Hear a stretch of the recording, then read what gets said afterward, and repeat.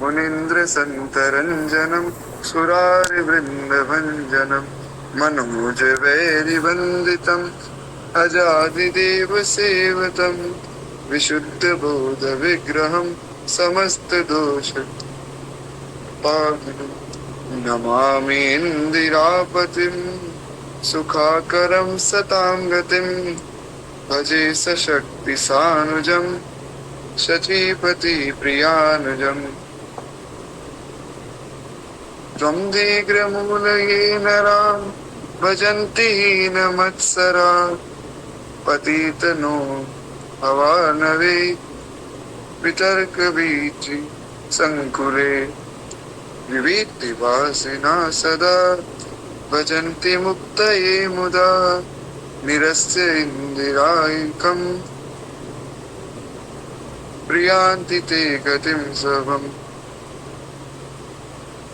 तमेकमम् अद्भुतं प्रभुम् निरीहमीश्वरं विभुं जगद्गुरुं च शाश्वतं तुरीयमेव केवलं भजामि भाववल्लभं कुयोगिनां सुदुर्लभं सभक्तकल्पपादपम् समसुवेय वयम् अनूपरूप भूपतिं नतोऽहं प्रजापतिं प्रसीदते नमामि ते पदाब्ज भक्ति देहि मे पठन्ति ये स्वतम् इदं नरादरेयतं पदं व्रजन्ति नार संशयं त्वदीय भक्तिसूतयम् नमामि भक्तवत्सलं कृपालुशीलकोमलं भजामि ते पुदाम्बजम् अकामिनां सुधामदम् नमामि भक्तवत्सलं कृपालुशीलकोमलं। बड़ा अद्भुत भाव है, बड़ी प्यारी चौपाई। तो इसमें भी श्री सुतीक्ष्ण जी यही बात बता रहे हैं, नमामि भक्तवत्सलम। फिर एक बार प्रेम से बोलिए भक्तवत्सल भगवान की जय। तो महाराज सबको जो है गजेंद्र ने पुकारा है, सबको प्रार्थना की है, मुझे बचाओ, मेरी रक्षा करो, लेकिन कोई नहीं आया है। अंत में गजेंद्र ने भगवान से प्रार्थना की। महाराज गजेंद्र भगवान को कहता है, हे नाथ, हे मेरे नाथ, मैं आपका हूँ। हे नाथ, हे मेरे नाथ, आप मेरे। हे नाथ, हे मेरे नाथ, मैं आपको खुद हूँ। हे प्रभु, मेरी रक्षा कीजिए। हे नाथ, मुझे बचाइए। आज ग्राह मुझे मार रहा है, संसार मेरा वैरी हो गया है। कहाँ तक कहूँ महाराज, मेरा परिवार मेरा वैरी हो गया है। 1 वर्ष तक वो युद्ध चला, लेकिन गजेंद्र जीत नहीं पाया। 1 वर्ष हो गया आज तक, अभी तक गजेंद्र जी छूट नहीं पाया। गजेंद्र अंत में भगवान को पुकारता है, और कैसी करुणा है श्री ठाकुर जी में महाराज, क्या कहा जाए। ऐसी कृपा केवल भगवान कर सकते। गजेंद्र ने अभी हरि भी नहीं बोला, हरि चरणम बोलने वाला, हरि भी पूरा नहीं बोला अभी तक, तो ह ही बोला था। इतने में तो श्री ठाकुर जी प्रकट हो गए। भगवान गरुड़ जी पर बैठे, बोले गरुड़ चलो। गरुड़ ने कहा, प्रभु कहाँ जाना है? बोले बस तुम चलो गरुड़, प्रश्न मत करो, भागो, मेरा भक्त संकट में, मेरा प्रेमी संकट में, गरुड़ भागो। गरुड़ जी ने कहा, प्रभु मैं इतना तेज नहीं भाग पाऊंगा। हालांकि गरुड़ जी की जो गति है वो लाइट से भी तेज है, स्पीड ऑफ लाइट से भी तेज गरुड़ जी भागते हैं। पर महाराज आज भगवान कह रहे हैं कि आज गरुड़ देर नहीं होनी चाहिए। अगर मेरा भक्त जो है उस ग्रह के वश में आ गया, तो आज मेरा भक्त जो है अपने प्राण त्याग देगा। गरुड़ जी को अपनी पीठ पे बिठाकर भगवान भाग रहे हैं। महाराज ऐसी करुणा कहाँ होगी, कहाँ ऐसी कृपा होगी। भगवान ने गरुड़ जी को पीठ पर बिठाया है। श्री ठाकुर जी आज भाग रहे। श्री लक्ष्मी जी ने पूछा कि प्रभु जा कहाँ रहे? भगवान ने कहा, आज प्रश्न मत करो लक्ष्मी, आज मुझे जाने दो। लक्ष्मी माता जो है पीछे पीछे भागी। लक्ष्मी माता ने जो है ऊपर से अपना कमल जो है फेंक दिया ताकि वो ग्राह पकड़ दे। लक्ष्मी माता का फेंका हुआ कमल उसने पकड़ा है, भगवान को अर्पित किया है। हाँ बोला, इतने में तो श्री ठाकुर जी आ गए। री बोलते ही भगवान ने जो है ग्राह को मार दिया है। भगवान ने हरि अवतार लिया। बोलिए श्री हरि भगवान की जय। गजेंद्र की भगवान ने रक्षा की। और ऐसी करुणा केवल केवल श्री ठाकुर जी ने महाराज अपने भक्त की भगवान ने जो रक्षा की। और वही भाव यहाँ श्री नाभा गोस्वामी जी लिखते, जो कथा मैंने अभी आपको सुनाई। एक बार मैं थोड़ा सा एक सरल अर्थ आपको सुना दूं, क्योंकि विस्तार में तो एक कथा सुनी नहीं। कहते महाराज क्षीर सागर में त्रिकूट नामक एक प्रसिद्ध सुंदर श्रेष्ठ पर्वत था। वह 10,000 योजन ऊंचा था। उसकी लंबाई चौड़ाई भी चारों ओर से इतनी ही थी। उस पर्वतराज त्रिकूट में जो है तराई में भगवान वरुणा का ऋतुराज नामक उद्यान था। भगवान वरुण जो पानी के देवता है, उनका एक उद्यान था। और उस उद्यान में चारों ओर वृक्षों के झुंड शोभा दे रहे थे। वहीं एक विशाल सरोवर था। और उस सरोवर में जो है घोर जंगल में बहुत से हाथियों के सहित गजेंद्र निवास करता था, जो बड़े बड़े शक्तिशाली हाथियों का सरदार था। एक दिन वह अपनी हथनियों के साथ वन को रोंदता हुआ, जैसा कि मैंने आपको बताया कि जब वो चलता था तो सीधा चलता था, तो जो बीच में आता उसको रोन देता था। रोंदता हुआ महाराज उस पर्वत पर विचर रहा था। मद के कारण उसके नेत्र जो विफल हो रहे थे, बहुत कड़ी धूप के कारण व्याकुल हो गया, तो अपनी हथनियों के साथ गया जल की खोज में। वहां एक वो जो सुंदर कुंड था, जल का जो सरोवर था, उसमें महाराज वो गजेंद्र पहुंचा है। और वहां जाकर आगे की लीला तो मैंने आपको सुनाई। तो कुछ इस प्रकार महाराज गजेंद्र का उद्धार भगवान ने किया। और एक बहुत सुंदर बात यहाँ लिखी हुई, कहते हैं बहुत देर तक अपना छुटकारा करने का उपाय विचार कर वह इस निर्णय पर पहुंचा कि जब मेरे बराबर वाले हाथी ही मुझे ना छुड़ा सके, महाराज कहाँ तक कहूँ, जब मेरी पत्नियों ने ही प्रयास नहीं किया है, जब मेरे बच्चों ने नहीं किया, तो मैं किसके पास जाऊं। फिर उसके मन में आया कि जब मैंने अपने मित्रों को बुलाया वही नहीं आ पाए, तो जब मेरे मित्र ही मुझे नहीं छुड़ा पाए तो मेरी पत्नियां बेचारी क्या करेंगी, ये बच्चे बेचारे क्या करेंगे। मोह कितना प्रबल है आप देखिए। इसलिए गोस्वामी जी ने लिखा, मोह सकल व्याधि कर मूला। जो मोह है ये सब व्याधियों का मूल है। सब व्याधियां मोह से महाराज उत्पन्न होती है। इतना प्रबल है मोह कि पहले तो वो उसके मन में वैराग्य उठा। फिर मन में आया कि महाराज जब मेरे बराबर वाले ही नहीं बचा सके तो ये बेचारी मेरी पत्नी और बच्चे क्या करेंगे, तो ये तो बेचारे फिर भी बड़े कोमल है। फिर मोह में फंस गया। फिर महाराज उसने सोचा कि नहीं, कोई भी मेरी रक्षा करने के लिए नहीं आ रहा है, तो एकमात्र जो आश्रय है सबके, अशरण शरण दया के धाम। बड़ा एक प्यारा भाव पूज्य श्री राजेश्वरानंद जी महाराज का है। उसमें वे ऐसा ही भाव लिखते, अशरण शरण दया के धाम, अशरण शरण दया के धाम, करुणा कर अपना लोरा।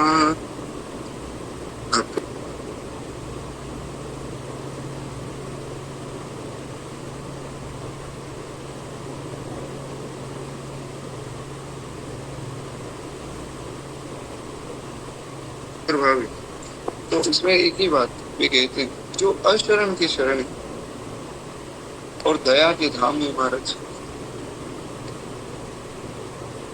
ऐसे तो केवल श्री भगवान है। खैर, तो ऐसे ही गजेंद्र ने सोचा कि मैं भगवान को ही पुकारता हूं, भगवान को पुकारूंगा तो भगवान मेरी रक्षा करेंगे। और वही उसने किया, भगवान को पुकारा है। और नारायण नारायण जगत गुरु भगवान, आप मेरा नमस्कार स्वीकार कीजिए। ऐसा पुकारने के साथ ही भगवान गरुड़ को छोड़कर तत्काल वहां पहुंचे, दोनों सरोवरों से जो है निकाल कर, मतलब ग्राह को भी भगवान ने सरोवर से निकाला और गजेंद्र को भी निकाला। और भगवान की करुणा देखिए इस अवतार में, एक बहुत सुंदर बात ये है कि भगवान ने पहले ग्राह का उद्धार किया, फिर गजेंद्र का उद्धार किया। क्यों महाराज, ऐसा क्यों? अब देखिए बहुत ध्यान से सुनने वाली बात है। जितने लोग जाग रहे हैं एक बार प्रेम से कहिए भक्तवत्सल भगवान की जय। अच्छा, एक बात मैं आपसे प्रश्न करता हूँ। क्या है कि एक मैसेज आया बड़ा प्यारा, बोले कि आप जो है बीच बीच में कुछ ना कुछ प्रश्न करते रहिए। क्यों? क्योंकि आप प्रश्न करते रहते हैं तो हमें लगता है कि हम भी कथा में इन्वॉल्व हैं, और कहीं इधर उधर ध्यान जाता भी है तो तुरंत फिर वापिस इधर आ जाता है। तो चलिए एक प्रश्न मैं आप सबसे करता हूँ कि गजेंद्र ने भगवान को पुकारा और अंत समय है गजेंद्र का एक तरह से देखा जाए, क्योंकि अगर ना पुकारता तो मर जाता। भगवान ने गीता जी में कहा अंत काले च मामेव स्वर्णम त्वा कलीवरम, अर्जुन अंत काल में जो मेरा स्मरण करता है वो मुझे प्राप्त होता है। अंत काल में स्मरण तो भक्त ही कर सकता है, ये बात तो आप सब मानते ही होंगे। तो इस न्याय से आपके अनुसार क्या गजेंद्र भगवान का भक्त है? आपको क्या लगता है कि गजेंद्र, वैसे तो ठीक है विशाल काय हाथी है, वृक्षों को रौंद देता है, पर जो शरण में आ गया भक्त तो हो गया। आप लोगों को क्या लगता है कि क्या गजेंद्र भगवान का भक्त है या नहीं? जी, तो सबका कहना है कि बिल्कुल भक्त तो है महाराज, तभी तो पुकारा है। अब भक्त को भगवान की याद कहाँ से आएगी? बड़ी प्यारी बात है कि भक्त जो है वो भगवान की याद कैसे करेगा? क्योंकि गोस्वामी जी ने एक भाव लिखा, गोस्वामी जी ने कहा जब ते जीव हरिते बिल गान्यो, ये श्री विनय पत्रिका जी की। कोई उपाधि नहीं है मेरी, ना मैं शरीर हूँ, ना मैं स्त्री हूँ, ना मैं पुरुष हूँ, ना मैं नपुंसक हूँ, ना मैं ब्राह्मण हूँ, ना क्षत्रिय हूँ, मैं तो केवल हरि का अंश हूँ, केवल भगवान का हूँ। और ये स्वरूप बिसरा दिया, इस कारण से जो है दारुण दुख मिला। इसलिए जीव की वास्तविक स्थिति क्या है, जीव वास्तव में कौन है, ये भी गोस्वामी तुलसीदास जी बताते हैं। ये विनय पत्रिका में नहीं, रामचरितमानस में बताते हैं। मतलब विनय पत्रिका में भी ऐसे पद हैं दो तीन, और वो मुझे स्मरण में नहीं। लेकिन हाँ, मानस जी में एक बड़ा सुंदर दोहा श्री गोस्वामी जी ने लिखा, उसमें वे बताते हैं कि जीव का वास्तविक स्वरूप क्या है, मैं आप हम सब कौन है। तो उसमें गोस्वामी जी ने बड़ा प्यारा वर्णन किया। गोस्वामी जी कहते हैं कि महाराज ईश्वर अंश जीव अविनाशी। जीव कौन? जीव है ईश्वर का अंश, भगवान का अंश है जीव। ईश्वर अंश जीव अविनाशी, चेतन अमल सहज सुख रस। कहते कि भगवान की तरह ही चेतन और सुख की राशि आप में मुझ में जो है सुख निहित है। बस दिक्कत ये है कि हम फिर महाराज दुख क्यों पा रहे हैं जब हम सुख की राशि, वो इसलिए क्योंकि हम अपने आप को भूल गए, अपने स्वरूप को भूल गए है। तो इसलिए ये समझना है कि भगवान का भक्त तो वो गजेंद्र है ही। अगर महाराज भक्त ना होता तो कैसे पुकारता? हाँ, ये भी बड़ी सुंदर बात है। अब देखिए ये जो भाव मन में उठा था कि चलो प्रश्न किया जाए, क्योंकि जो बात सामने आई वो बड़ी सुंदर, बोले कि प्रश्न आप करेंगे तो हम भी थोड़े से एक्टिव रहेंगे। अब उसकी वजह से देखिए आप सबके भाव भी कितने सुंदर पता लगे कि अगर जो पुष्पा माता जी ने बड़ा सुंदर भाव कहा कि महाराज भक्त हो या ना हो, लेकिन भगवान को जिसने पुकारा है उसका भाव तो सच्चे ही। वही बात जो साधना माता जी ने भी कही। तो ये समझना है कि गजेंद्र जो है भगवान का भक्त है। अब ग्राह ने भगवान के भक्त के चरण पकड़े, बहुत ध्यान से समझिएगा। ग्राह ने किसी और के चरण नहीं पकड़े, क्योंकि देखने का एक नजरिया है केवल। एक नजरिए से हम ये देख सकते हैं कि भगवान का एक भक्त है गजेंद्र, उसको एक ग्राह ने पकड़ लिया। ग्राह बड़ा पापी है महाराज, ये भी एक दृष्टिकोण हो सकता है। पर अगर हम दृष्टिकोण ही बदल लें, एक न्याय है शास्त्रों का, दृष्टि सृष्टिवाद।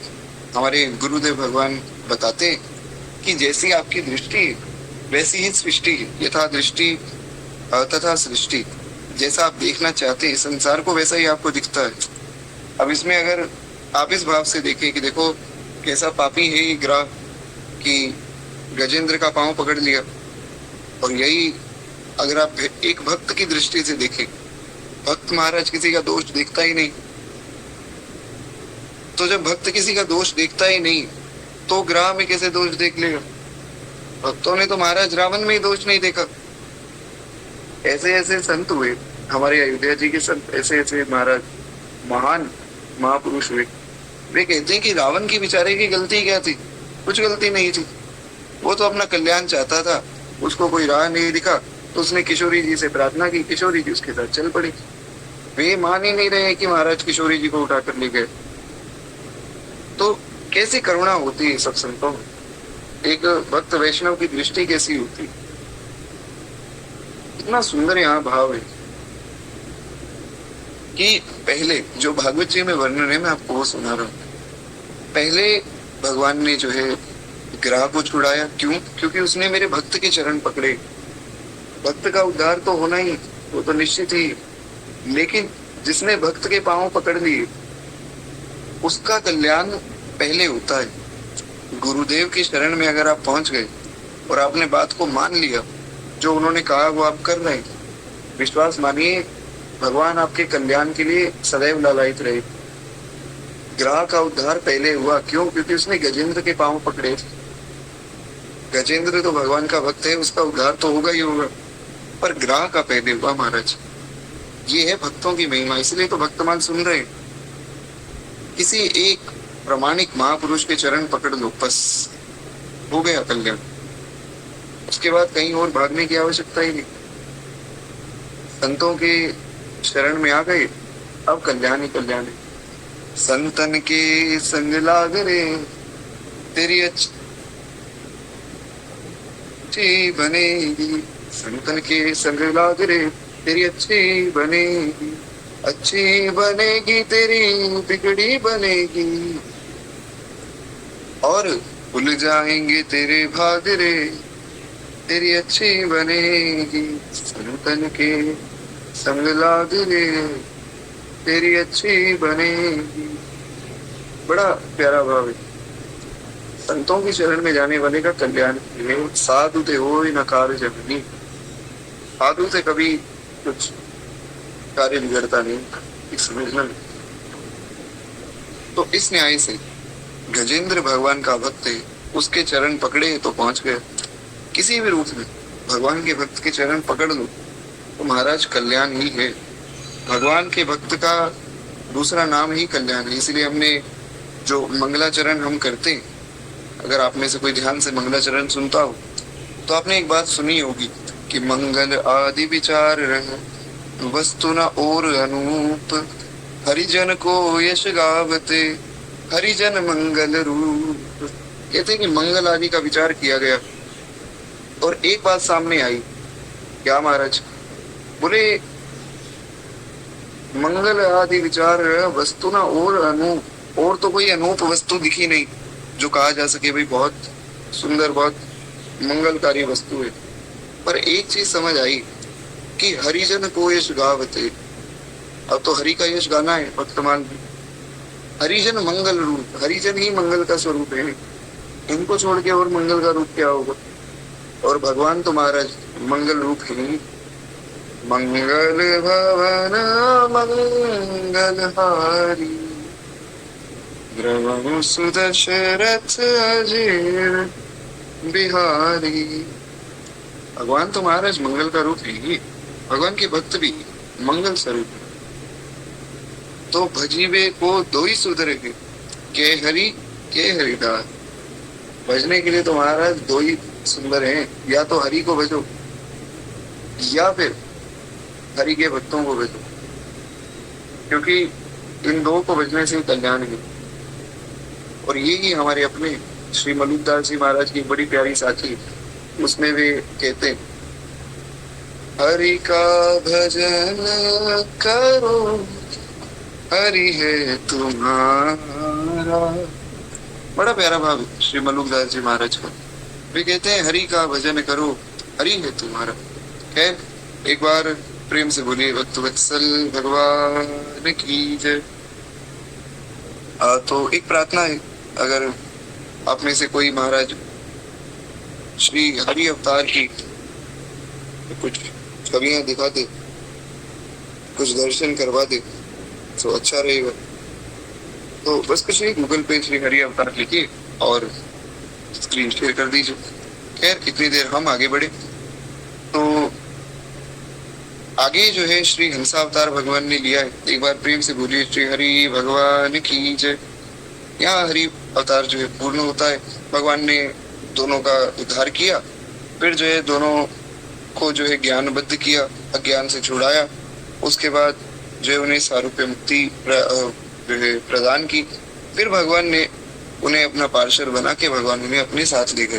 पुनः वे पार्षद ही थे भगवान के, वापिस अपने स्वरूप में स्थित हो गए, भगवान के साथ चले गए। कहते हैं श्री हंस अवतार। लेकिन उससे पहले जो है थोड़ा भगवान श्री हरि का दर्शन कर लीजिए। ये भगवान हरि का जो है अवतार है। साधना माता जी की स्क्रीन में आप सबको दिख रहा होगा।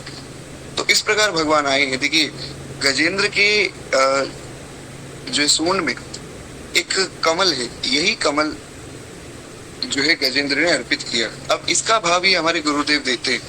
वे कहते हैं कि महाराज, ये जो कमल है ये आया कहाँ से? क्योंकि 1000 वर्ष तक तो युद्ध चला था।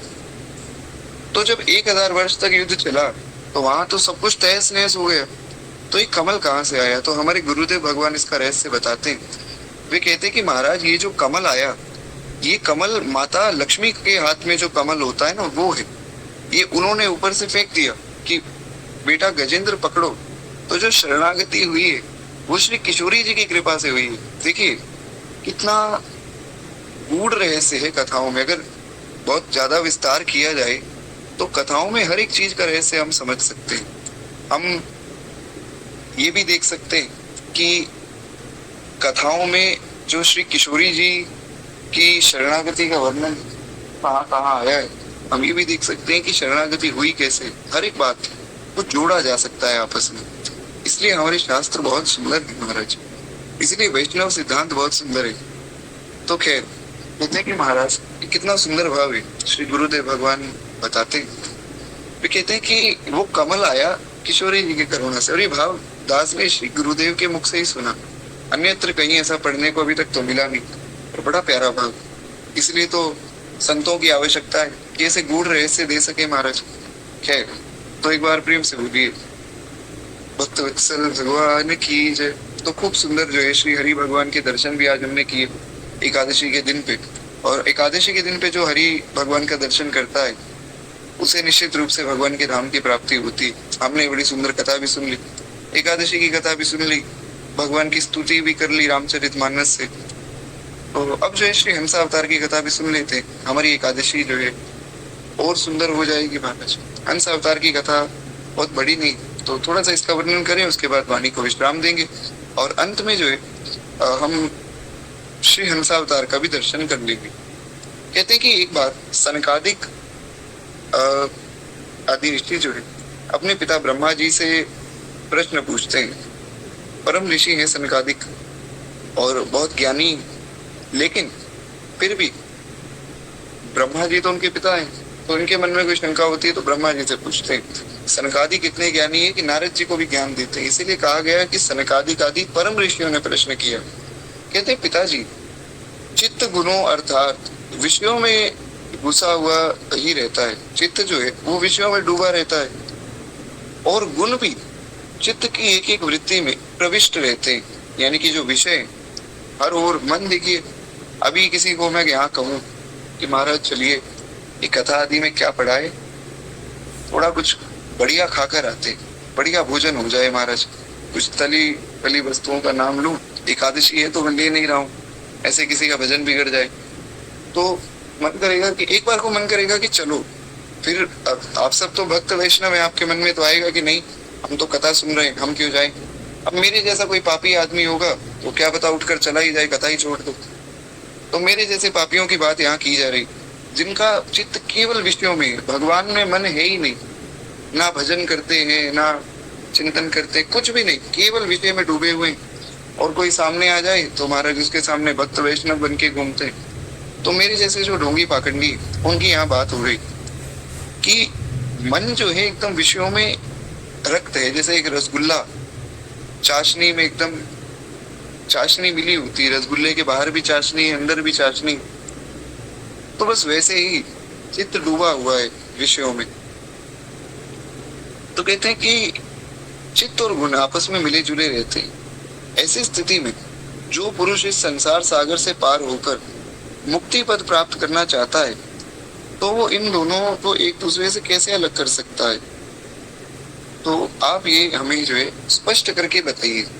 आपका भी प्रश्न होगा, आपके मन में भी ये बात उठी होगी कि बात तो सही कि महाराज चित्त जो है विषयों में तो लगा है, दूर कैसे करे। तो वह ध्यान से सुनिए। कहते यद्यपि ब्रह्मा जी देव शिरोमणि स्वयं भू है और सब प्राणियों के जन्मदाता है, तो भी कर्म प्रवण बुद्धि होने से इस प्रश्न का समुचित समाधान न कर सके। कहते हैं कि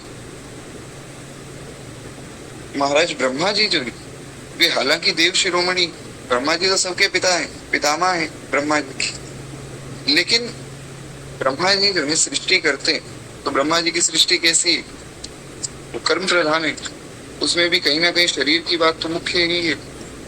तो इस कारण से ब्रह्मा जी इसका समाधान कर नहीं पाए, ब्रह्मा जी पूर्ण रूप से समाधान नहीं कर पाए। अतः इस प्रश्न का उत्तर देने के लिए उन्होंने भक्ति भाव से भगवान का ही चिंतन किया। ब्रह्मा जी ने कहा कि देखो इस प्रश्न का वास्तविक उत्तर तो भगवान ही दे सकते हैं, तो चलो हम लोग भगवान का स्मरण करें, भगवान ही हमें बतावेंगे महाराज की क्या उपाय। तो भगवान का स्मरण किया गया, तो भगवान का स्मरण किया, भगवान को पुकारा, तुमको पुकार रहे आओ आओ रसिया, सब दुख दूर हुए जब तेरा नाम लिया। बड़ा प्यारा भाव। खैर भगवान को पुकारा है, भगवान का स्मरण किया है, खूब सुंदर जो है कीर्तन सनकादिक आदि कर रहे हैं ताकि भगवान आवे प्रश्न का उत्तर दें। हरि शरणम हरि शरणम हरि शरणम हरि शरणम हरि शरणम हरि शरणम हरि शरणम हरि शरणम हरि शरणम हरि शरणम हरि शरणम हरि शरणम। ये जो है सनकादिक आदि ऋषियों का मंत्र है, वे इसका ही जप करते हैं दिन रात, हरि शरणम। कितना प्यारा भाव। आप एक बार जो जहां बैठे एक बार आप बोलकर देखिए, कितना अच्छा लगता है। जैसे जैसे मैं गा रहा हूँ 2-3 मिनट कीर्तन करते हैं महाराज एकादशी, मेरे पीछे पीछे आप लोग गाइए, कितना आनंद आपको आएगा। एक ऐसा अनुभव होगा कि हाँ हम तो भगवान के महाराज, कुछ भी नहीं, केवल 10 मिनट ही अगर कोई दिन में करे, आनंद ही आ जाए। हरि शरणम, एक बार मेरे पीछे पीछे मन ही मन या मुख से जो है उच्चारण कीजिए, हरि शरणम हरि शरणम हरि शरणम गुरु शरणम गुरु शरणम गुरु शरणम गुरु शरणम हरि शरणम हरि शरणम हरि शरणम हरि शरणम हरि शरणम हरि शरणम हरि शरणम हरि शरणम। यही एक मंत्र है प्यारा, हरि शरणम हरि शरणम हरि शरणम हरि शरणम हरि शरणम हरि शरणम। कितना अद्भुत ये कीर्तन है, भगवान के शरणागति का अनुभव कराने वाला। कृपालु शरणम दयालु शरणम हरि शरणम हरि शरणम। बार प्रेम से बोलिए भक्त वत्सल भगवान की जय। तो ऐसा अद्भुत कीर्तन जो है सब सनकादिक आदि ऋषि महाराज करने लगे, ताकि श्री भगवान प्रकट हुए और प्रकट होकर वे जो है खूब सुंदर हमें उपदेश करें। जी खैर आनंद तो है, तो ठीक है, हम जो कथा जब पूर्ण करेंगे तो इसी का ही थोड़ा सा कीर्तन हम लोग कर लेंगे, क्योंकि आज एकादशी भी है, तो एकादशी पर तो महाराज कीर्तन करना ही चाहिए भगवान के नामों का, तो उसमें अन्य नामों का भी हम स्मरण कर लेंगे।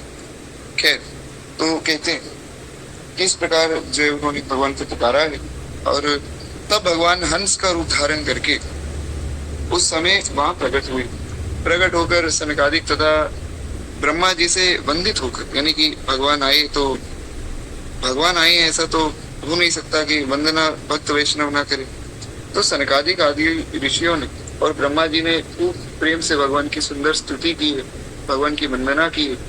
फिर जो है अपना प्रश्न भगवान के श्री चरणों में अर्पित किया कि प्रभु इसका जो है समाधान आप कीजिए हे नाथ, हम पर कृपा करके इस प्रश्न का जो है हमें समाधान करके कहिए। भगवान कहते हैं ब्राह्मणों, यदि परमार्थ रूप वस्तु नाना तत्व से सर्वथा रहित है, तब आत्मा के संबंध से आप लोगों को ऐसा प्रश्न कैसे युक्ति संगत हो सकता है। देवता, मनुष्य, पशु पक्षी आदि सभी शरीर पंचभौतिक होने के कारण अभिन्न ही है और परमार्थ से भी अभिन्न है। ऐसी स्थिति में आप कौन है? आप लोगों को ये प्रश्न केवल वाणी का व्यवहार है, विचार पूर्वक नहीं, अतः निरर्थक है। मन से, वाणी से, दृष्टि से तथा अन्य इंद्रियों से जब कुछ भी ग्रहण किया जाता है तो सब मैं ही हूँ। तो ये मैं आपको एकदम सरल करके बता दूंगा, ऐसा कोई घबराए नहीं कि समझ नहीं आ रहा है। कहते हैं कि मुझसे भिन्न कुछ नहीं, और ये सिद्धांत आप लोग तत्व के विचार द्वारा समझ लीजिए। महाराज बड़ी प्यारी बात है, भगवान की करुणा देखिए, इतनी करुणा है श्री ठाकुर जी की कि अभी जो है आज जो मैं थोड़ा जल्दी उठ गया, तो मैंने सोचा कि महाराज जो सेवा श्री ठाकुर जी की कथा के बाद करनी है, आरती आदि, तो वो पहले ही कर दूं। तो मैंने जो है साथ में श्री गुरुदेव भगवान का एक सत्संग चला लिया। वैसे तो सत्संग आदि में कुछ सुनता नहीं हूँ दिन में, जल्दी उठ गया तो थोड़ा जो है 10-15 मिनट सत्संग सुन लिया। और कितनी करुणा है श्री ठाकुर जी की कि यही मैंने सुना है आज श्री गुरुदेव से। शायद भगवान ने इसलिए सुनाया कि भैया अच्छे से कथा में सुनाना, स्पष्ट करके जो गुरुदेव ने कहा वही कहना। तो अपार करुणा है भगवान की। एक बार प्रेम से बोलिए भक्त वत्सल भगवान की। और ऐसा अनेकों बार हुआ है। यहाँ जो पुराने लोग बैठे, पुष्पा माता जी बैठे, अर्जुन प्रभु बैठे, ये सब जानते हैं। साधना माता जी भी जो है जुड़े हुए थे रामचरितमानस की कथा। ऐसा अनेकों बार हुआ कि महाराज मानस जी में कोई ऐसा कठिन प्रसंग आ गया कि जिसमें समझने में कठिनाई है। और मैं तो ऐसा पढ़ता नहीं हूँ पहले, मैं तो सुबह उठता हूँ, ग्रंथ खोलता हूँ तो देखता हूँ आज क्या कथा कहनी, तो भगवान पहले ही उसका कुछ ना कुछ संकेत कर देते। भगवान कथा कहने वाले, इसलिए तो मैं कहता हूँ कि कथा तो भगवान कह रहे हैं, हम तो सुनने आ रहे हैं। बड़ी करुणा है श्री ठाकुर जी की। देखिए भगवान यहाँ ये समझा रहे हैं कि भैया ये भाव मन से कैसे हटे, ये जो विषय है दूर कैसे हो। वो ऐसे दूर होंगे कि जब आप सब कुछ मुझ में देखेंगे। निज प्रभु मैं देख ही जगत के जन करहि विरोध। जो संत है, जो साधु है, वे किसी से विरोध नहीं करते। क्यों? क्योंकि वे सारे संसार को प्रभु में देखते हैं। उनको सब रूपों में श्री ठाकुर जी दिखते हैं। जब सब रूपों में ठाकुर जी ही बैठे तो फिर किससे विरोध हो? तो ऐसी बात भगवान यहाँ कह रहे हैं। वे कहते हैं कि भैया आपको ये समझना है कि जब सब कुछ मैं ही हूँ तो मुझसे अलग कुछ है ही नहीं। तो जब मुझसे अलग कुछ है ही नहीं तो विषय भोग भी मुझसे अलग नहीं। तो सबको मेरे चरणों से जोड़ दो। कैसे? जैसे मैं आपको एक उदाहरण देता हूँ। जैसे मान लीजिए आपको किसी व्यक्ति के प्रति कोई एक आकर्षण है, बड़ा गंभीर विषय। आजकल लोग जो है बहुत उल्टी सीधी बातें करते हैं। अरे देखो, हम तो आत्मा से प्रेम करते हैं, शरीर का प्रेम कोई प्रेम नहीं है। ये सब कहने की बातें, ऐसा कुछ भी नहीं होता है, क्योंकि ना तो किसी को पता है कि आत्मा क्या है जो ऐसी बात कर रहे हैं। जिसको पता है आत्मा क्या है वो ऐसी बातें करता ही नहीं। तो मान लीजिए किसी व्यक्ति के प्रति आपका आकर्षण है, कोई आपको बहुत सुंदर लगता है, तो एक बात आप सोचिएगा, अगर कभी ऐसा हो तो यहाँ से जो है ये YouTube पे तो रिकॉर्ड होगी कथा, इस पार्ट को वापस चला लीजिए। ऐसा कोई है तो उसे सुनाइए कि मान लीजिए कोई जो है पुरुष है जिन्हें कोई माता जी, कोई स्त्री बहुत सुंदर लग रही, तो वो ये ना सोचे कि ये सुंदर है, वो ये सोचे कि महाराज जिसने इनको बनाया वो कितना सुंदर होगा। यानी कि वो ब्रह्मा जी कितने सुंदर होंगे जिन्होंने इतनी सुंदर स्त्री बनाई, और जिन्होंने इतने सुंदर ब्रह्मा को उत्पन्न कर दिया महाराज, वो ठाकुर जी कितने सुंदर होंगे, उनकी छवि कैसी होगी। जब ऐसा आप सोचेंगे, वही बात जो भी हमने कथा की शुरुआत में कही कि दृष्टिकोण एक देखने का नजरिया है। तो कहते हैं महाराज ठाकुर जी कितने सुंदर होंगे। अगर आप इस प्रकार देखें तो भगवान की सुंदरता का अनुभव होगा। फिर सोचिए जो ठाकुर जी इतने सुंदर हैं, जब वो श्री किशोरी जी की तरफ देखते हैं तो देखकर महाराज भगवान के होश उड़ जाते हैं। हमने ये तो बहुत बार सुना कि राम को देख कर श्री जनक नंदिनी बाग में जा खड़ी की खड़ी रह गई। हमने ये भी बहुत बार सुना कि छीन ले हंस के सबका ये मन सखीरी मेरो राधा रमन। भगवान के बारे में तो बहुत सुना महाराज। ये भी सुना कि कृष्ण भगवान का नाम है। कृष्ण नाम का अर्थ क्या? जो सबको अपनी तरफ आकर्षित कर ले वो कृष्ण। ये तो बहुत सुना होगा, लेकिन ये बहुत कम लोगों ने सुना होगा कि जब भगवान ने पहली बार जानकी जी को देखा ना, आप पढ़िए, मैं अपने मन से कुछ नहीं कह रहा हूँ, वाल्मीकि रामायण में लिखा है कि भगवान ने जब पहली बार देखा श्री किशोरी जी को तो भगवान के मस्तक पर पसीना आ गया। लक्ष्मण जी बोले कि भैया आपके मस्तक पर पसीना आ गया, मैं तो हैरान हूं ये बात देख। भगवान बोले लक्ष्मण इन्हीं का विवाह है, कितनी सुंदर है, और मेरा मन ऐसे किसी स्त्री पर नहीं जाता, निश्चित रूप से मेरा विवाह इनसे ही होगा, तभी मेरा मन इनके प्रति आकर्षित हुआ है। भगवान का मन तो बड़ा पवित्र है। तो भगवान कहते हैं मेरा मन इतना पवित्र है कि इनके प्रति आकर्षित हुआ है, मतलब इनसे मेरा संबंध होने वाला है। वैसे तो मैं किसी स्त्री की तरफ आंख उठाकर भी नहीं देखता हूँ। तो महाराज भगवान के मुख पर पसीना आ गया, इसलिए तो सखियों ने गाया कि छूटल लीलार पर पसीना हो लाल काहे, छूटल लीलार पर पसीना। और इस पद का जो अंतिम चरण है वो मुझे याद नहीं आ रही पंक्ति, पर उसमें भी सखियों ने बड़ी प्यारी बात कही। हमने बहुत विस्तार में कथा नहीं सुनी कि सरस शरद के महीना हो लाल काहे, छूटल लीलार पर पसीना। भगवान के चेहरे पर पसीने छूट रहे हैं किशोरी जी को देख देख कर। ये तब की बात है जब कोहबर में भगवान थे, दूसरी बार भगवान के चेहरे पर पसीना छूट रहा है। तो सखियों ने कहा प्रभु क्या हो गया, लाल जी चेहरे पर पसीना कैसे छूट रहा है? भगवान ने कहा कुछ नहीं, गर्मी लग रही है शायद इस कारण से। बोले नहीं नहीं सरकार, गर्मी नहीं लग रही है आपको। भगवान बोले नहीं थोड़ी गर्मी है। बोले महाराज अरे झूठ तो कम से कम अच्छे से बोल लिया करो, आप इतने भोले हो कि आप झूठ भी नहीं बोल पाते हो। अरे भैया ठंड का मौसम है, शरद का महीना चल रहा है, दिसंबर की कड़क ठंड है, आप कह रहे हो गर्मी लग रही है। अरे महाराज सीधा सीधा बोलो ना कि किशोरी जी को देखकर आपका जो है चित्त समाहित नहीं हो रहा, तो किशोरी जी कितनी सुंदर हो। तो ऐसा सोचिए, जब आप सब चीजों को भगवान से जोड़ देंगे तब महाराज खूब आनंद आ जाएगा, तब आपको हर चीज में भगवान दिखेगा। श्री प्रभुपाद जी महाराज जो कि गौड़ीय वैष्णव संप्रदाय के संत हुए, इस्कॉन की स्थापना जिन्होंने की, उनका एक मैं कोई लेख पढ़ रहा था, उसमें एक बड़ी प्यारी बात उन्होंने कही। वे बोले कि जब मैं पानी पीता हूँ ना, तो मैं ये सोचकर पीता हूँ कि भगवान ही इस जल के रूप में मेरे अंदर जा रहे हैं। तो जल ग्रहण करो तो भगवान का नाम लो। बड़ी प्यारी बात उन्होंने कही। और एक जो मैं अक्सर कथाओं में वर्णन करता हूँ, एक बड़े गुरु भैया का, जो हमारे बड़े गुरु भाई दास पर बड़ा स्नेह रखते हैं और खूब सुंदर भजन में करते हैं, बड़े अच्छे वैष्णव हैं। उनसे भी एक बार कुछ चर्चा चल रही थी, तो उन्होंने भी बात बात में एक बात कही। बोले कि जो श्री राधा वल्लभ परंपरा के लोग हैं, वे एक बहुत अच्छा काम करते हैं कि जब भी वे कुछ ग्रहण करते हैं तो एक ही बात कहते हैं, श्री हरिवंश। जल आदि लेते हैं तो श्री हरिवंश। तो ये अच्छी बात है। क्या है कि हर कार्य में भगवान का नाम जब मुख से निकलेगा तो उससे भगवान का स्मरण होगा, भगवान की स्मृति जब होगी तब महाराज सब और भगवान दिखाई पड़ेंगे। तो ये समझना है, हर कार्य में जो है भगवान का स्मरण करो। हमारे गुरुदेव भगवान तो कहते हैं कि भैया आपसे कुछ ज्यादा ना बने ना, केवल इतना कर लो, केवल इतना करो कि जैसे जो भी व्यक्ति आपको दिखे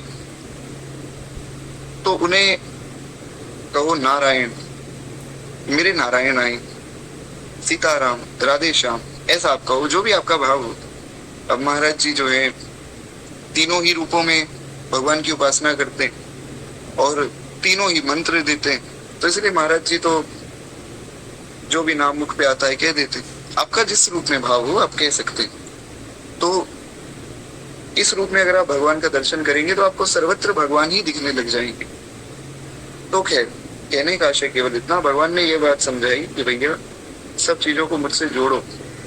और ये बहुत सुंदर उपाय है कि जब कोई दिखे तो ये सोचे कि ये जब इतना सुंदर है, कोई पुरुष हो स्त्री हो, तो इनको बनाने वाला वो जगत पिता वे ब्रह्मा जी कितने सुंदर होंगे, और उन ब्रह्मा को उत्पन्न करने वाले भगवान कितने सुंदर होंगे, और उन भगवान का भी जो ध्यान भटका दे। भगवान महाराज गिरिराज जी को उठाकर खड़े और श्री गिरिराज जी को उठाया है भगवान ने। सखियां कह रही किशोरी जी जरा एक बार थोड़ी नजर उठाकर देखना। किशोरी जी ने हल्की सी जो है तिरछी नजर से देखा तो भगवान भूल गए मैं कौन हूँ, कहाँ हूँ। गिरिराज जी हिलने लग गए, लोग कांप गए, अरे क्या हो गया क्या हो गया। तुरंत भगवान को महाराज चेतन अवस्था आई। भगवान बोले कि ये मेरे साथ क्या हो गया। किशोरी जी से प्रार्थना की कि भैया यहाँ मत देखो ऐसे, कहीं गिरिराज जी सब पर गिर गए तो बात उल्टी पड़ जाएगी। तो ऐसी श्री किशोरी जी वे इतनी सुंदर है, क्या कहा जाए महाराज। खैर, तो एक बार प्रेम से बोलिए भक्त वत्सल भगवान की जय। देखिए, दंडवत प्रणाम मुझे मत कीजिए, ये दंडवत तो खैर श्री गुरुदेव को है, क्योंकि ये सब भाव उनके ही। मैं तो एक तरह से चोर हूँ जो संतों से अच्छी अच्छी बातें सुनता हूँ, यहाँ आकर आपको सुना देता हूँ, मेरा कुछ भी नहीं है इसमें। खैर, तो कहते हैं महाराज इस प्रकार का भाव होना चाहिए। अब मैं तो देखिए विषयी भोगी पुरुष हूँ, तो ये सब चीजें केवल उपदेश कर देता हूँ, करता कुछ भी नहीं। पर आप लोग जो इन्हें अच्छे से अगर पालन करेंगे तो आपको सर्वत्र भगवत दर्शन होगा। तो इस बात का जो है ध्यान रखना चाहिए। कहते हैं कि मन, वाणी और दृष्टि से जब आप सब और भगवान को देखेंगे, ये भगवत प्राप्ति का एक लक्षण है। ये 4 प्रकार की भगवत प्राप्ति बताई गई, उसमें ये भी एक है कि सर्वत्र भगवान को देखो। ये देखो कि कुछ भी भगवान से अलग है ही नहीं, सब कुछ भगवान ही है, सब कुछ भगवान का ही है, सब कुछ भगवान में ही। तो इसलिए आपको ये समझना है कि भगवान से अलग कुछ नहीं, भगवान ही है महाराज। हर रूप में, हर क्रिया में श्री ठाकुर जी विराजमान। जब ऐसा देखेंगे तो सर्वत्र भगवान दिखेंगे, फिर महाराज आनंद ही आनंद आ जाएगा। कहते हैं कि इस प्रकार जो है मेरा दर्शन करो, मुझसे भिन्न कुछ नहीं है। ये सिद्धांत आप लोग तत्व का विचार करके इसको समझ लीजिए। पुत्रों के सब भगवान के पुत्र हैं महाराज, तो भगवान कहते हैं पुत्रों, ये चित्त चिंतन करते करते विषयाकार हो जाता है और विषय चित्त में प्रविष्ट हो जाते हैं, ये बात सत्य है। तथापि विषय और चित्त ये दोनों मेरा स्वरूप भूत जीव की देह है, ये समझना है। कहते हैं कि जब आप बहुत चिंतन करते तो वो चिंतन विषयाकार हो जाता है, यानी कि जिस भी चीज का चिंतन करते हैं वो हमारे चित्त में बस जाता है। सरल सी बात है, आप संसार का चिंतन कीजिए, संसार बस जाएगा। भगवान का चिंतन कीजिए, छवि तेरी प्रभु मोरे मन में बसी। बहुत प्यारा भाव है। भक्त कहता है प्रभु आपकी छवि मन में बस गई। श्री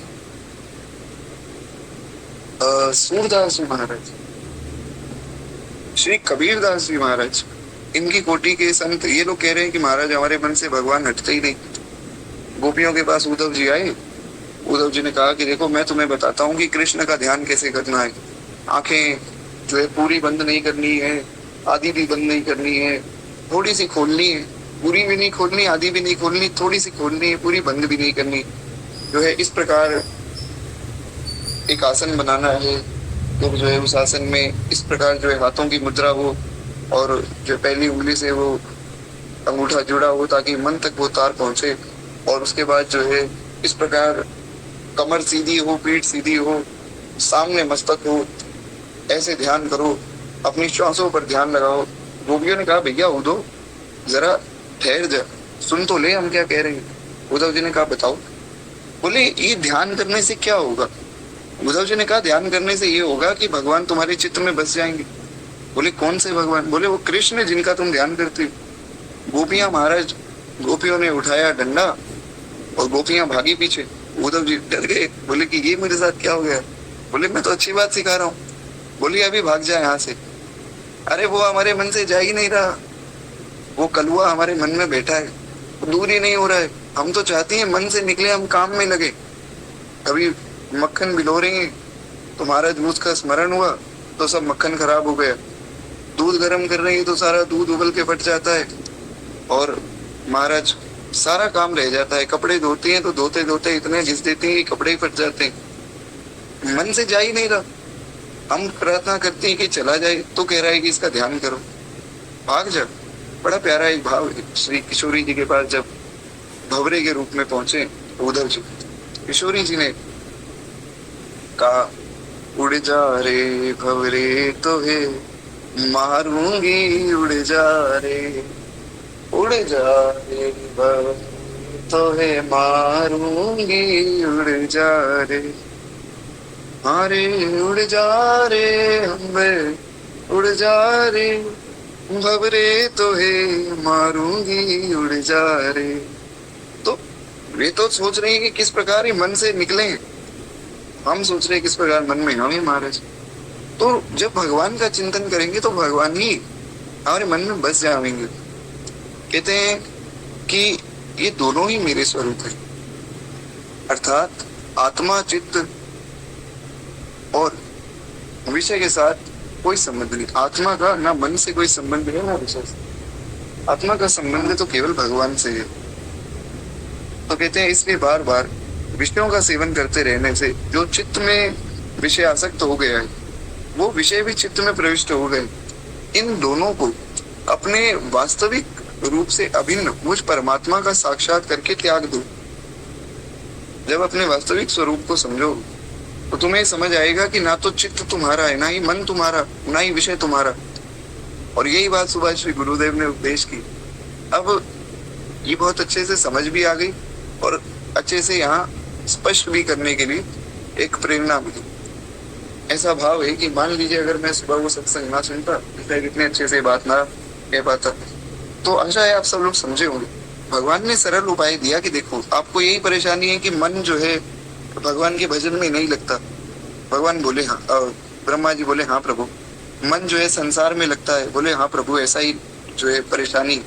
तो भगवान ने कहा सीधा सा उपाय ये है कि अपने वास्तविक स्वरूप को समझो। जो हमने अभी हरि अवतार की कथा में सुना ना कि ईश्वर अंश जीव अविनाशी। जब आपको ये समझ आएगा कि मैं ईश्वर का अंश हूँ, मैं भगवान का अंश हूँ, ना तो शरीर मेरा, ना संसार मेरा, ना मन मेरा, तो जब इतना आपको समझ आ जाएगा तो उससे आपको ये समझ आएगा कि हम केवल भगवान के हैं, भगवान केवल हमारे हैं और हमें केवल भगवान का भजन करना है। उसमें मन की आवश्यकता ही नहीं। मन कहीं लगे महाराज, आप भजन में लगे रहो।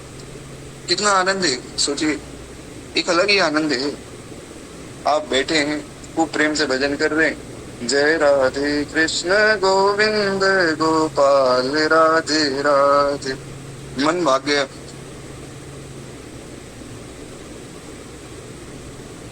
ऐसे ही मन ने कुछ सोचा, आप फिर बोलने लग गए, जय राधे कृष्ण गोविंद गोपाल राधे राधे, और भागा। तो आपने फिर सोचा, गोपाल राधे राधे नंदलाल राधे राधे, जय राधे कृष्ण गोविंद गोपाल राधे राधे, जय राधे कृष्ण गोविंद गोपाल राधे राधे।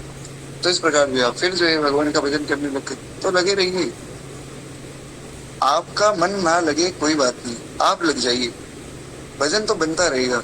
हमारे यहाँ पूज्य श्री हरे राम बाबा रहा करते थे, जिनके पद भी मैं आपको कई बार सुनाता हूँ। उनसे एक बार हमारे गुरुदेव ने पूछा, हमारे गुरुदेव तब छोटे ही थे, 10-11 वर्ष की अवस्था रही होगी। तो उन्होंने पूछा कि बाबा, जब भगवान दिखते हैं तो कैसा लगता है? 2-3 बार पूछा तो हरे राम बाबा ने कुछ कहा नहीं। फिर एक दिन गुरुदेव ने पूछा कि बाबा, आज तो मुझे बताओ ना, भगवान जब दिखते हैं तो कैसा लगता है?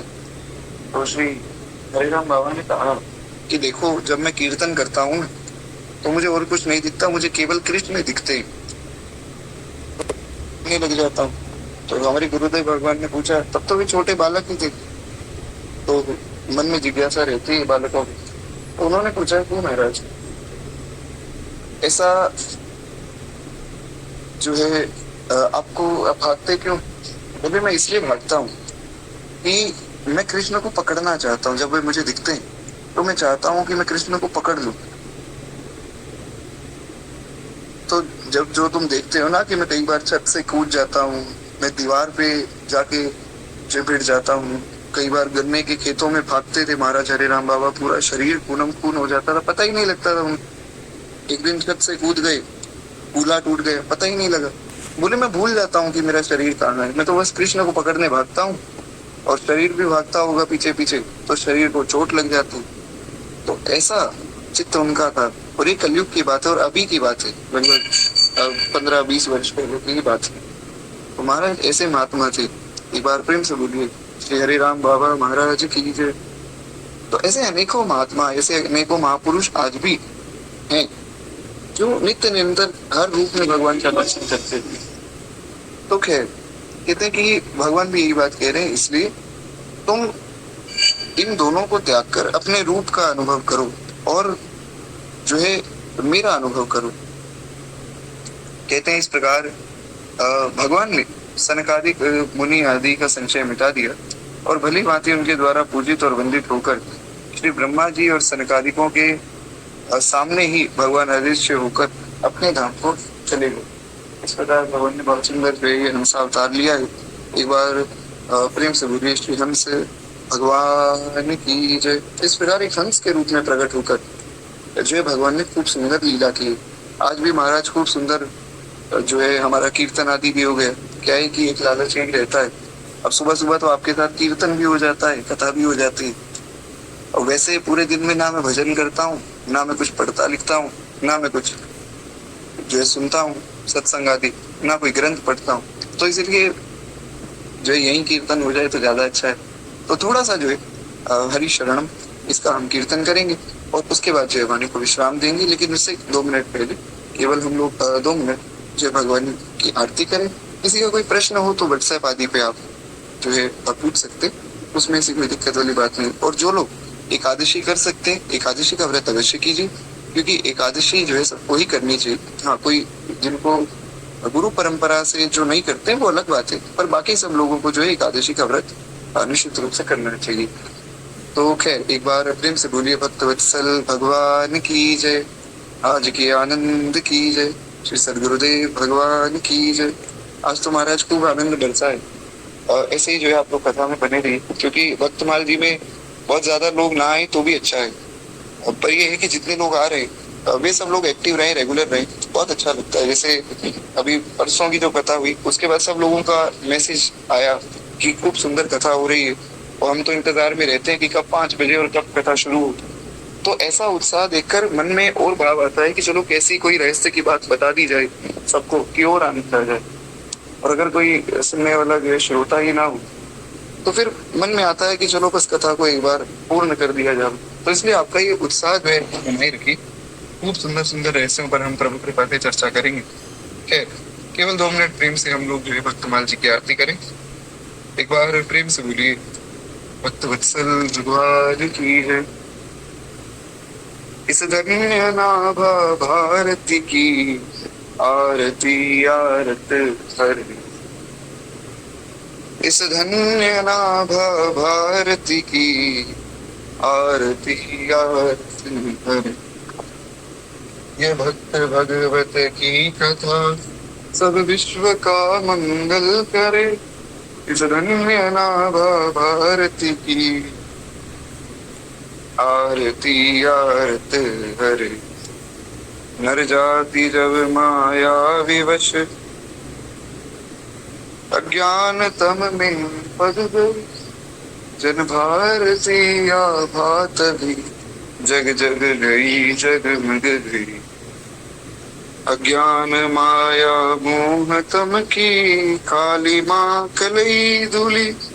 सत प्रेम समता सत्य सुख सुचि कंज कलिकाएं खिली। उलूक खल उड़गन सकल उलूक खल कली मल सकल उड़गन प्रभात हो गए। तब सब पथिक सुंदर सुखद हरि भक्ति पथ को पा गए। इस भक्त माला के सकल हरि भक्त जन लाया करो। सच्ची अहिंसा भक्ति में विज्ञान दे माया करो। सच्ची अहिंसा भक्ति में विज्ञान दे माया करो। इस धन्य नाभा भारती की आरती आरत हरे। इस धन्य नाभा भारती की आरती आरत हरे। एक बार प्रेम से बोलिए, भक्त वत्सल भगवान की जय। ओके, केवल 2 मिनट प्रेम से हम लोग जो है भगवान नाम संकीर्तन करें, उसके बाद फिर वाणी को विश्राम देंगे। हरि शरणम हरि शरणम हरि शरणम हरि शरणम।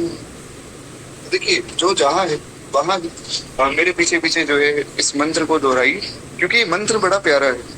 यही एक मंत्र है प्यारा, हरि शरणम हरि शरणम हरि शरणम हरि शरणम हरि शरणम हरि शरणम हरि शरणम हरि शरणम हरि शरणम हरि शरणम हरि शरणम हरि शरणम हरि शरणम हरि शरणम हरि शरणम हरि शरणम हरि शरणम हरि शरणम।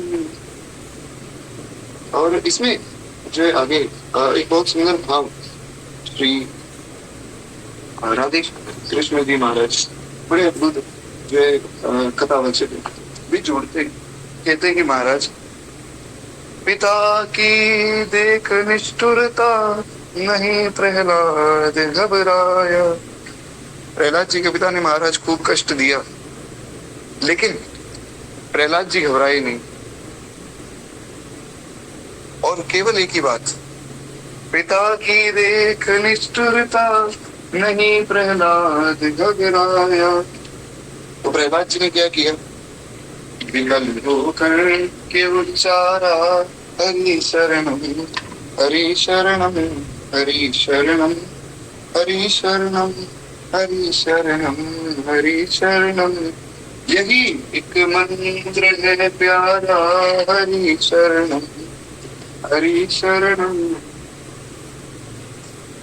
और उसके बाद जो श्री द्रौपदी जी का वर्णन करते कहते हैं, भरे दरबार में जब द्रौपदी की लाज जाती थी, भरे दरबार में जब द्रौपदी की लाज जाती थी। द्रौपदी जी ने क्या किया, हमारे सबको पुकारा, कोई नहीं आया। अंत में विकल होकर के उच्चारा, हरि शरणम हरि शरणम हरि शरणम हरि शरणम हरि शरणम हरि शरणम। यही एक मंत्र है प्यारा, हरि शरणम हरि शरणम हरि शरणम हरि शरणम हरि शरणम हरि शरणम हरि शरणम हरि शरणम हरि शरणम हरि शरणम कृपालु शरणम दयालु शरणम हरि शरणम हरि शरणम हरि शरणम हरि शरणम हरि शरणम हरि शरणम हरि शरणम हरि शरणम हरि शरणम हरि शरणम हरि शरणम हरि शरणम हरि शरणम। भक्तवत्सल भगवान की जय। तो आज तो खैर महाराज को प्रेम से हमने जो है भगवान की कथाएं भी सुन ली, भगवान के भक्तों की कथाएं भी सुन ली, और एकादशी की कथा भी सुन ली। खूब सुंदर कीर्तन भी हो गया, भगवान की स्तुति भी हो गई। ऐसी ही हर एकादशी हो, ऐसी मंगल कामना करते हुए एक बार प्रेम से बोलिए भक्तवत्सल भगवान की जय, बाल कृष्ण लाल की जय, उमापति महादेव की जय, श्री भक्तमाल भगवान की जय, श्री बाबा गोस्वामी जी महाराज की जय, श्रीमद रामचरितमानस भगवान की जय, सब संतन की जय, सब भक्तन की जय, आज की आनंद की जय। जय जय श्री सीताराम, जय जय श्री राधेश्याम। नमः पार्वती पतये, हर हर महादेव शंभो। जी तो अब आप सबसे आगे जाऊंगा, गलती भूल के लिए क्षमा कीजिएगा। और खूब प्रेम से जो है आज सब लोग खूब कीर्तन करें, भजन करें। एकादशी का दिन है, और जो लोग व्रत करते हैं वे अवश्य व्रत भी करें। और किसी का कोई प्रश्न हो तो आप व्हाट्सएप पे, इंस्टाग्राम पे मैसेज करके आप पूछ सकते हैं। गलती भूल के लिए क्षमा कीजिएगा। श्री सीताराम, श्री राधेश्याम।